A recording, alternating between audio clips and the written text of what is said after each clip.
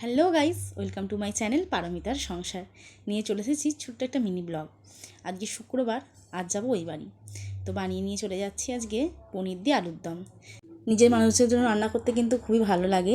যেহেতু আমি বেশিরভাগ দিনটাই বাপের বাড়িতে থাকি, তো রান্না করে খাওয়ানোর সুযোগ আমার হয় না। আর ওখানে গেলে তো মামুনি সেরকম কিছু করতেই দেয় না রান্না বান্না। তাই ভাবলাম যে রুটি দিয়ে খাওয়ার জন্য একটু বানিয়ে নিয়ে চলে যাই।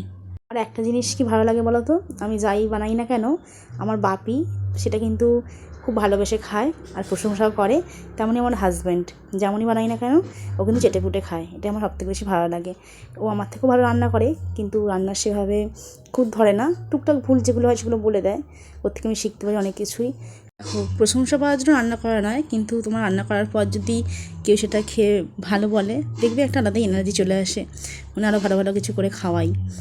আর আমার তো ওখানে বেশি দিন বললাম থাকা হয় না, যেহেতু আমি বাপের বাড়িতে থাকি। তাই যখনই সুযোগ পাই টুকটাক কিছু করে নিয়ে যাই, আর ওরাও সবাই বাড়ি তৃপ্তি করে খায়। আর মাঝে মাঝে আমাকে রাগায় যে নতুন হাতের রান্না, কিন্তু খেতে খুব ভালো হয়েছে। তো যাই হোক, রেডি হয়ে গেছে আমার পনির দিয়ে আলুর দম। সামান্যই রান্না, তবু ভাবলাম তোমাদের সাথে শেয়ার করি। আজকে মনটা আমার খুবই খুশি, যেহেতু বাড়িতে যাব। মেয়েরা বাপের বাড়ি আসলে খুশি হয়, আমার ক্ষেত্রে উল্টো, শ্বশুর বাড়ি গেলে খুশি হই, কারণ যেহেতু বেশিরভাগ দিনটা বাপের বাড়িতে থাকি ওই জন্য।